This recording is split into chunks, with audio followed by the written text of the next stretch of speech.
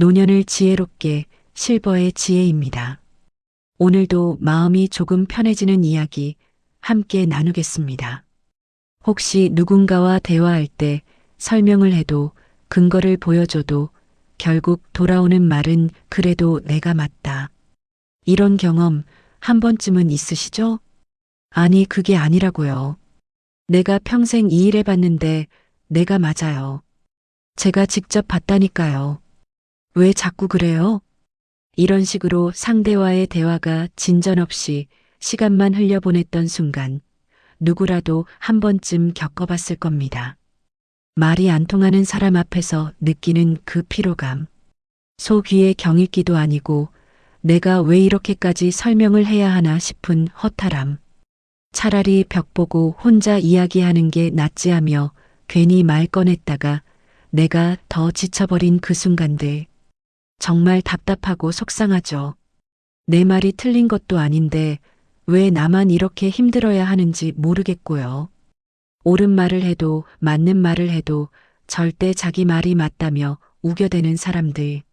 어쩔 때는 길거리에 지나다니는 사람 아무나 붙잡고 내가 맞나, 네가 맞나 물어보고 하소연하고 싶어질 때가 한두 번이 아니었죠.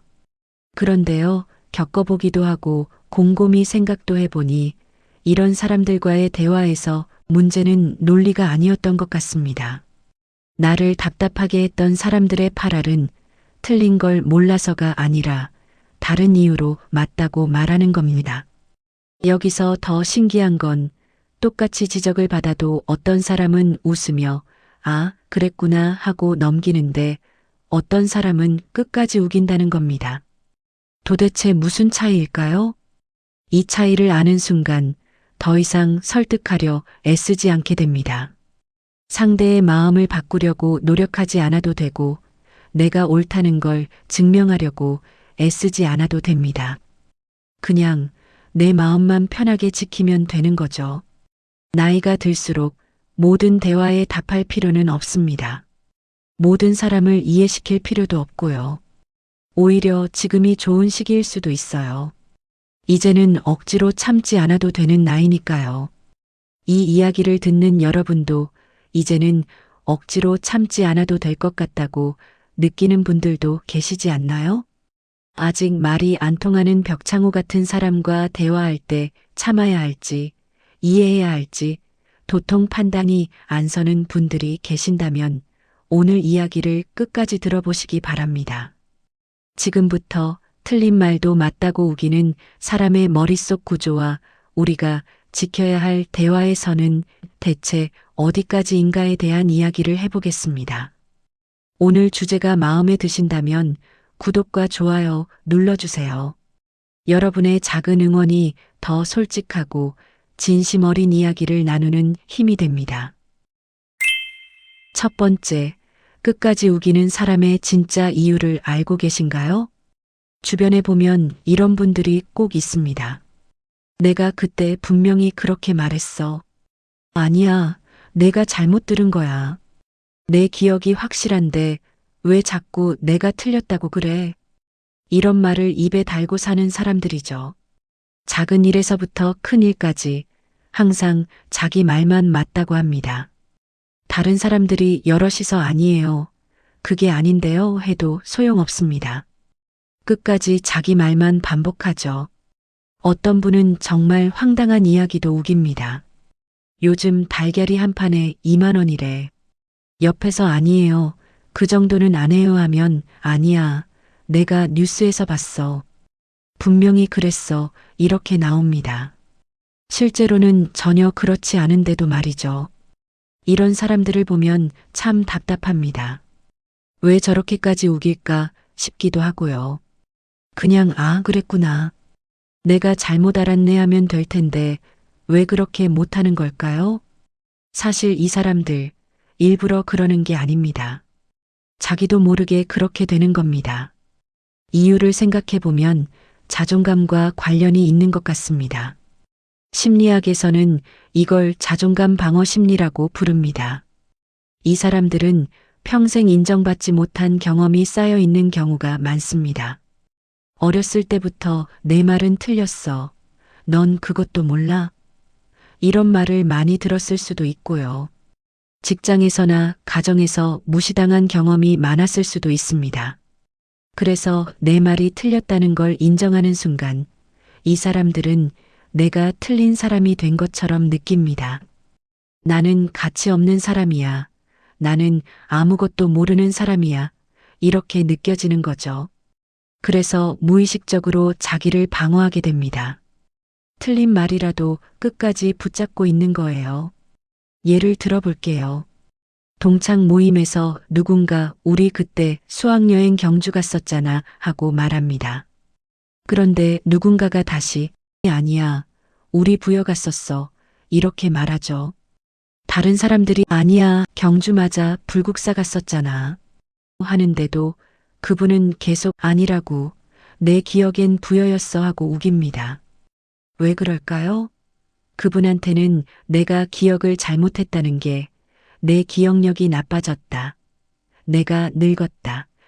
내가 쓸모없어졌다는 의미로 느껴지는 겁니다. 그래서 끝까지 자기 말을 지키려고 합니다.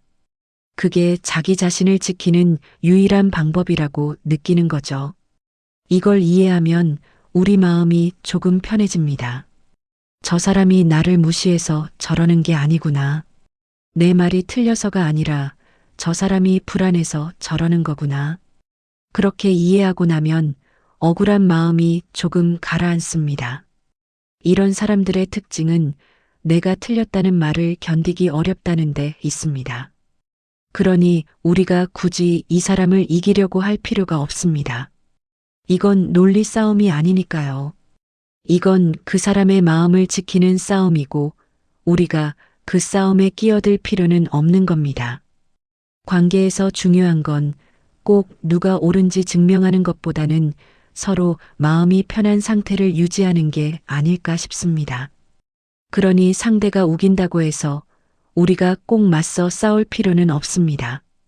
저 사람은 저렇게라도 해야 마음이 편한 사람이구나 하고 조용히 한 발 물러서는 것도 지혜입니다. 두 번째, 그런데 그분들은 왜 말이 길어질수록 더 고집을 부릴까요? 제가 아는 분 중에 이런 경우가 있었습니다.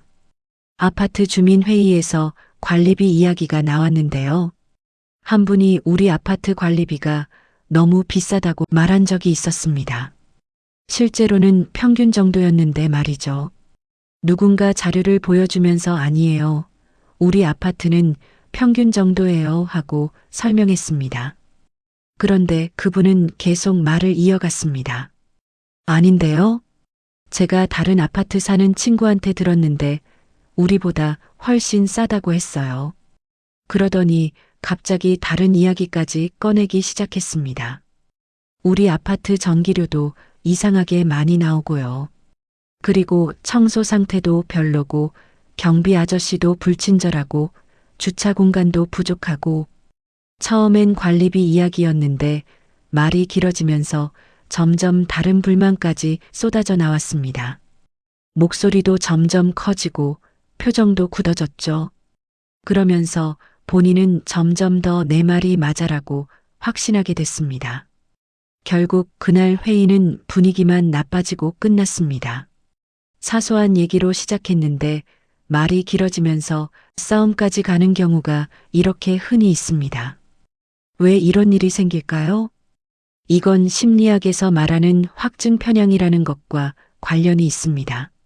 확증 편향이란 자기가 이미 믿고 있는 것을 확인하려는 심리입니다. 한번 내가 맞아라고 생각하면 그 생각을 뒷받침하는 증거만 찾게 되는 거죠. 뇌의 구조를 보면 사람은 자기가 한 말을 부정하는 걸 매우 불편해합니다. 이미 말한 것을 지키려는 심리가 작동하는 거죠. 그래서 말을 하면 할수록 상대는 자기 말을 더 믿게 됩니다. 자기 입으로 계속 반복하니까요. 내가 맞아. 내가 분명히 맞아. 이렇게 말하다 보면 처음에는 조금 불확실했던 기억도 점점 확고해집니다.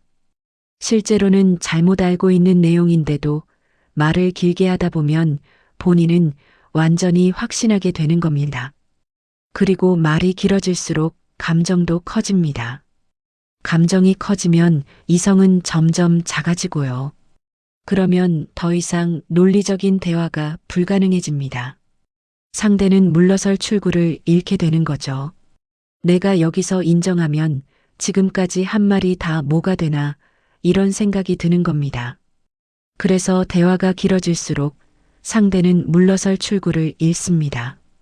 처음에 잠깐 설명하고 끝냈다면 아, 그랬구나 하고 넘어갈 수 있었던 일도 말이 길어지면서 빠져나올 수 없는 상황이 되는 거죠. 우리가 할 수 있는 건 뭘까요? 먼저 말을 짧게 끊는 겁니다.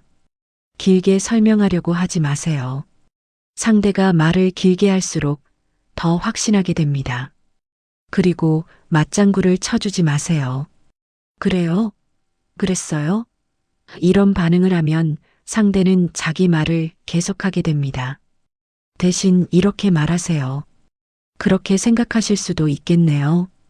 이건 동의도 아니고 반박도 아닙니다. 그냥 상대의 생각을 인정하는 말입니다. 그러면 상대는 더 이상 할 말이 없어집니다. 자기 말을 방어할 필요가 없어지니까요.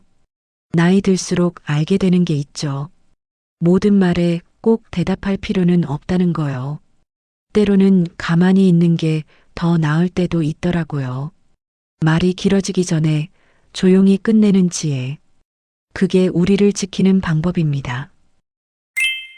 세 번째, 말이 안 통하는 분들을 애써 설득하려고 노력하지 마세요. 그런 분들은 설득하려 들수록 관계가 나빠집니다. 저한테도 이런 일이 있었습니다.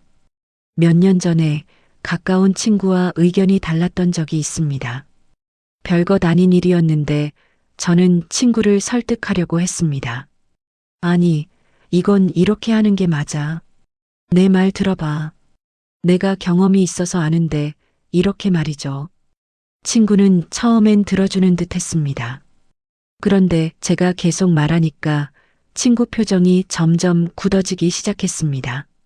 그래도 저는 계속 설명했습니다. 내가 널 위해서 하는 말이야. 나중에 후회할까봐 그러는 거야. 진심으로 친구를 생각해서 한 말이었습니다. 그날 이후로 친구와의 관계가 조금 어색해졌습니다. 친구는 제 전화를 잘 안 받게 됐고 만나자는 말도 잘 안 했습니다. 나중에 다른 친구를 통해서 들었는데 그날 제 말이 너무 훈계조였다고 하더라고요. 자기를 무시하는 것 같았다고요. 저는 정말 깜짝 놀랐습니다. 저는 친구를 위해서 한 말인데 친구는 무시당했다고 느낀 거예요. 왜 그랬을까요? 친구는 제 말이 틀려서 화가 난 게 아니었습니다. 제가 자기를 무시한다고 느꼈던 겁니다. 넌 몰라서 그래. 내가 알려줄게. 이런 태도가 상대방한테는 너는 바보야. 너는 나보다 못해라고 들리는 거죠. 참 아이러니한 일입니다.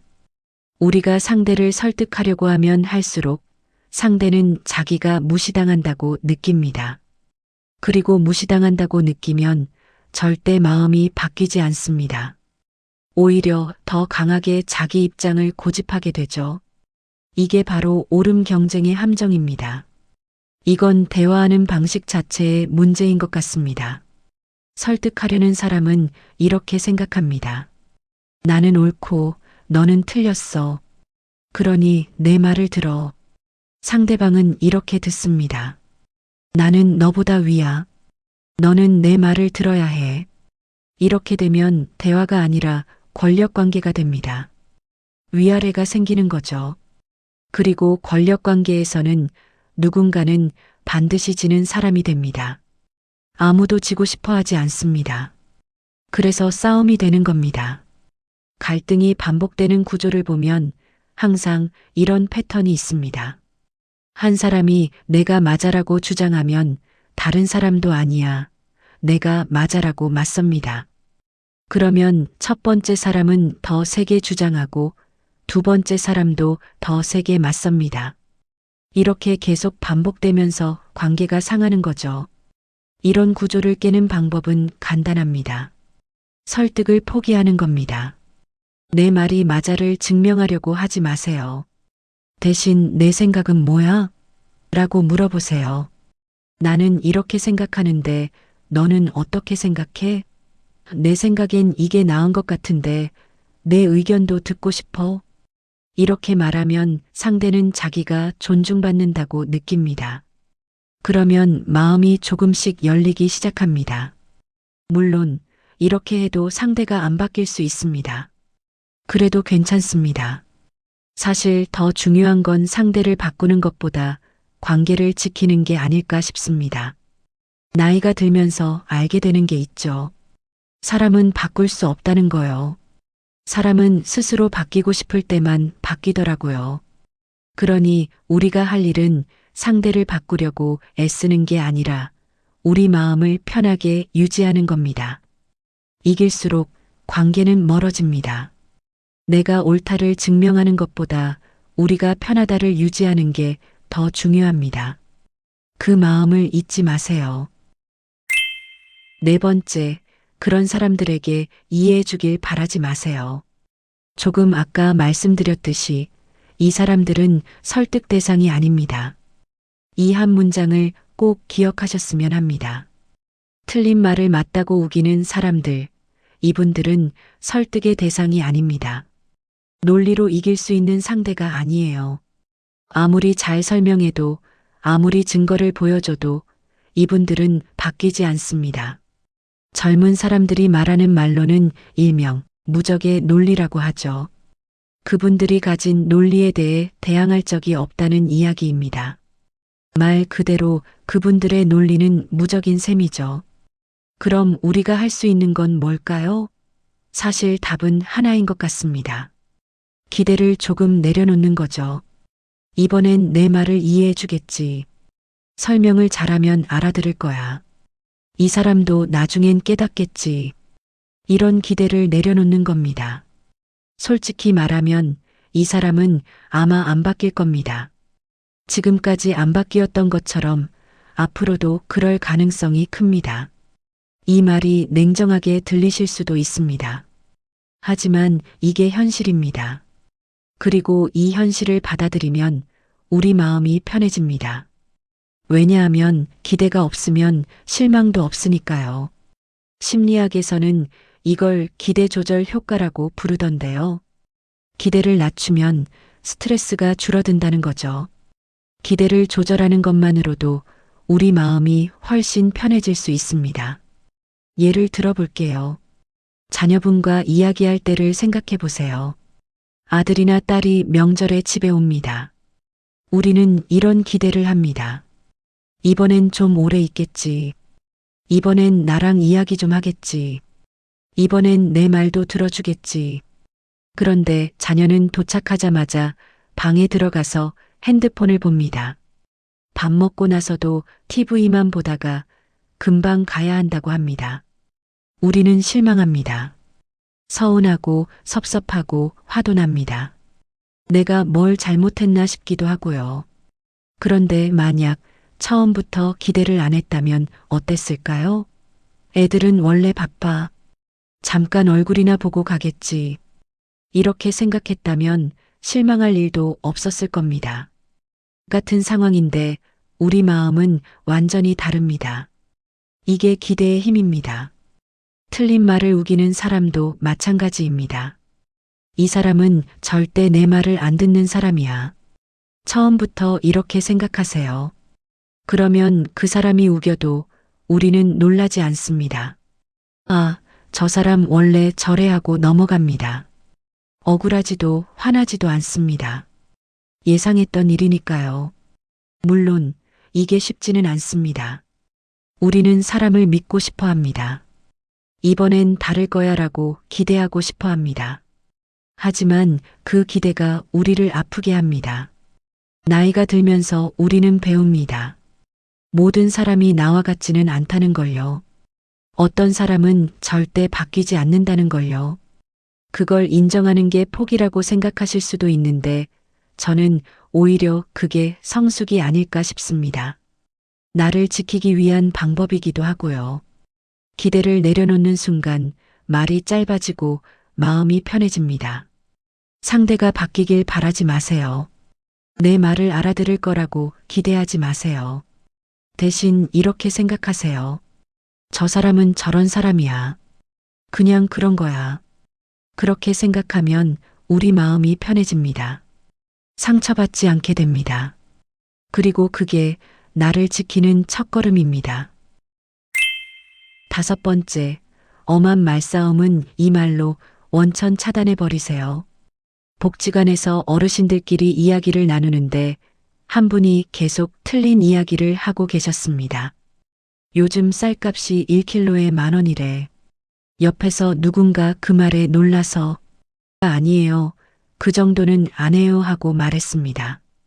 그런데 그분은 그 말은 듣지도 않고 아니야. 내가 텔레비전에서 봤어. 분명히 10,000원이었어 하고 계속 우겼습니다.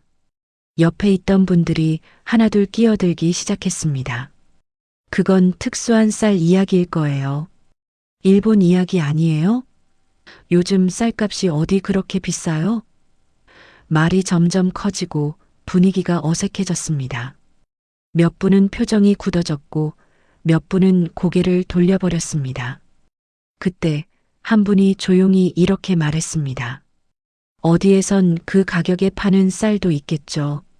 그럴 수 있겠네요. 그 한마디에 분위기가 싹 바뀌었습니다. 계속 우기던 분도 더 이상 말을 안 했습니다. 다른 분들도 조용해졌습니다. 그리고 자연스럽게 다른 이야기로 넘어갔죠. 저는 그 장면을 보면서 정말 신기했습니다. 똑같이 반대 의견인데 어떻게 표현하느냐에 따라 결과가 완전히 달라지는 거예요. 이 한 문장이 참 신기하게 작용하더라고요. 그럴 수 있겠네요. 이 말은 상대를 인정하지만 동의하지는 않습니다. 반박하지도 않지만 굴복하지도 않습니다. 상대의 생각을 생각으로 존중해 주는 겁니다. 이 말을 들으면 상대는 더 이상 싸울 이유가 없습니다. 자기 말이 받아들여졌다고 느끼니까요. 실제로 맞다 틀렸다를 말하지 않았는데도 상대는 자기가 인정받았다고 느낍니다. 이런 말투가 갈등을 멈추게 하는 것 같습니다. 이 문장은 상대를 누르지 않고 나를 지켜줍니다. 내가 지는 것도 아니고 상대를 이기는 것도 아닙니다. 그냥 평화롭게 대화를 정리하는 거죠. 비슷한 표현들이 더 있습니다. 이런 문장들을 상황에 맞게 사용하시면 됩니다. 직접 겪어보셨다니 그렇게 생각하실 수 있겠어요. 맞아요. 그렇게 보실 수도 있네요. 그 입장에선 그렇게 생각하시는 게 당연해요. 그래요. 저는 다르게 보고 있습니다. 이런 말들의 공통점이 뭘까요? 상대의 사실이 아니라 관점을 인정한다는 겁니다. 내 말이 맞아가 아니라 내가 그렇게 생각하는 건 이해라고 말하는 거죠. 이렇게 말하면 우리도 지지 않습니다. 내 입장을 굽히지 않으면서도 상대를 존중할 수 있습니다. 예를 들어볼게요. 시장에서 물건값을 두고 이야기하고 있습니다. 상인이 이게 원래 비싼 거예요 하고 말합니다. 우리가 아니에요. 다른 데는 더 싸던데요 하고 말하면 이건 말싸움이 됩니다. 상인은 더 세게 주장하고 우리도 더 세게 맞섭니다. 대신 이렇게 말해보세요. 아, 그 지역 물건이라면 그 가격으로 그렇게 비쌀 수도 있겠네요. 그런데 제 예산에는 조금 부담스럽네요. 이렇게 말하면 상대도 더 이상 우기지 않습니다. 내가 틀렸다고 하는 게 아니니까요. 그냥 나는 다르게 생각한다는 것만 표현한 거죠. 또 다른 예를 들어볼게요. 친척 어른이 요즘 젊은 사람들은 버릇이 없어라고 말합니다. 우리가 아니에요. 요즘 젊은 사람들도 괜찮은데요. 하고 반박하면 그분은 더 세게 주장할 겁니다. 대신 이렇게 말해보세요. 이전에 그 상황을 겪어보셨으니 그렇게 느끼실 수 있겠네요. 하지만 저는 또 다른 모습들도 많이 봤어요. 이렇게 말하면 대화가 싸움으로 가지 않습니다. 말싸움은 이기는 사람도 지는 사람도 없습니다. 둘 다 기분만 상할 뿐입니다. 그러니 우리가 할 일은 싸움을 시작하지 않는 겁니다. 그렇게 생각하실 수도 있겠네요. 이 한 문장을 기억하세요. 이 말이 우리를 지켜줍니다. 6번째, 자기 말만 우기는 분들을 대할 때 가장 현명한 선택은 거리 조절입니다. 복지관에서 만난 한 어르신이 이런 말씀을 하셨습니다. 나이 들고 나니까 알겠더라고. 멀리 있는 친구가 더 편할 때가 있어. 가까이 있으면 자꾸 부딪히고 말도 안 통하고. 그래서 요즘엔 전화로 가끔 안부만 물어. 그게 더 낫더라고. 이 말을 듣고 저는 고개를 끄덕였습니다. 정말 그렇습니다. 나이가 들면서 알게 되는 게 있죠. 모든 사람과 꼭 가깝게 지낼 필요는 없다는 거요. 어떤 사람과는 거리를 두는 게 서로에게 더 나을 수 있다는 것도요. 틀린 말을 우기는 사람들도 마찬가지입니다. 이 사람들과 계속 가까이 지내려고 하면 우리만 힘듭니다. 매번 말이 안 통하고 매번 기분이 상하고 매번 지치게 됩니다. 그러니 거리를 조절하는 겁니다. 가족이라면 완전히 끊을 수는 없겠죠. 하지만 만나는 횟수를 줄이고 통화 시간을 짧게 하고 민감한 주제는 아예 꺼내지 않는 방법이 있습니다. 친구라면 더 자주 만나던 관계를 가끔 만나는 관계로 바꾸면 됩니다. 깊은 이야기는 나누지 않고 가벼운 인사만 나누는 거죠. 이게 나쁜 건 아닙니다. 오히려 관계를 계속 유지하는 방법일 수도 있고요. 심리학에서는 이걸 관계의 온도 조절이라고 부르던데요. 모든 관계가 꼭 뜨거울 필요는 없는 것 같습니다. 어떤 관계는 미지근하게 유지하는 게 더 나을 때도 있어요. 너무 가까우면 자꾸 부딪히게 되고 너무 멀면 관계가 끊어지니까요. 적당한 거리를 유지하는 게 사실 가장 편한 관계가 아닐까 싶습니다. 예를 들어볼게요. 동네에 사는 지인이 있습니다. 만날 때마다 정치 이야기를 하는데 자기 생각만 옳다고 하고 남의 말은 절대 안 듣습니다. 처음엔 설명도 하고 이해시키려고 했습니다. 그런데 매번 말다툼만 하고 끝났습니다. 이제는 그 사람을 보면 먼저 피합니다. 길에서 마주치면 가볍게 인사만 하고 지나갑니다. 안녕하세요. 날씨 좋네요 하고 빠르게 자리를 뜹니다. 예전 같으면 왜 나만 피해야 해? 라고 생각했을 겁니다. 하지만 지금은 압니다. 이게 나를 지키는 방법이라는 걸요. 어떤 분들은 이렇게 말합니다. 그럼 그 사람을 완전히 끊어야 하는 거 아니에요? 아니요, 끊는 게 아닙니다. 거리를 두는 겁니다. 끊는 건 관계를 완전히 없애는 겁니다. 거리를 두는 건 관계는 유지하되 선을 긋는 겁니다. 이 사람과는 이 정도 거리가 적당해. 이 사람과는 이런 이야기는 안 하는 게 좋겠어. 이렇게 스스로 기준을 정하는 겁니다. 그러면 우리 마음이 편해집니다. 억지로 참을 필요도 없고 억지로 친하게 지낼 필요도 없으니까요. 나이가 들수록 우리 시간은 더 소중해집니다. 남은 시간이 많지 않다는 걸 우리는 압니다. 그 시간을 마음 아픈 관계에 쓸 필요는 없습니다. 대신 편한 사람들과 보내세요. 말이 통하는 사람들과 이야기하세요. 억지로 맞추지 않아도 되는 사람들과 함께 하세요. 그게 우리에게 남은 가장 큰 자유입니다. 틀린 말을 우기는 사람들에게 우리가 해줄 수 있는 건 많지 않습니다. 하지만 우리 자신을 지킬 수는 있습니다. 거리를 조절하세요. 더 이상 맞추지 않아도 됩니다. 선을 긋는 것도 지혜입니다. 모든 관계를 깊게 유지할 필요는 없습니다. 평온이 우선입니다. 그게 우리를 지키는 마지막 방법입니다. 오늘은 틀린 말을 우기는 사람들과 어떻게 대화해야 하는지 이야기 나눴습니다. 이 사람들이 왜 그러는지 이해하고 말을 짧게 끊고 설득을 포기하고 기대를 낮추고 말싸움을 일으킬 만한 대꾸를 하지 않고 거리를 조절하는 것. 이 6가지만 기억하시면 됩니다. 말이 안 통하는 사람 때문에 마음 아파하실 필요 없습니다. 틀린 말을 바로잡는 게 중요한 게 아니라 내 마음이 상하지 않게 대화하는 게 더 중요합니다. 우리가 바꿀 수 있는 건 상대가 아니라 우리 자신입니다. 우리 태도를 바꾸면 우리 마음이 편해집니다. 그게 가장 중요한 겁니다. 말로 이길 수 있는 사람은 있어도 말로 편해지는 사람은 따로 있습니다. 우리는 이기는 사람이 아니라 편해지는 사람을 선택하면 됩니다. 나이가 들수록 우리는 더 자유로워져야 합니다. 억지로 참지 않아도 되고 억지로 친하게 지내지 않아도 됩니다. 우리 마음이 편한 사람들과 우리 시간을 보내면 됩니다. 그게 우리가 누릴 수 있는 가장 큰 행복입니다. 오늘 영상이 도움되셨다면 구독과 좋아요 부탁드립니다. 앞으로도 여러분께 꼭 필요하고 도움되는 정보로 찾아뵙겠습니다. 오늘보다 내일이 조금 더 편안하시길 바랍니다. 지금까지 실버의 지혜였습니다.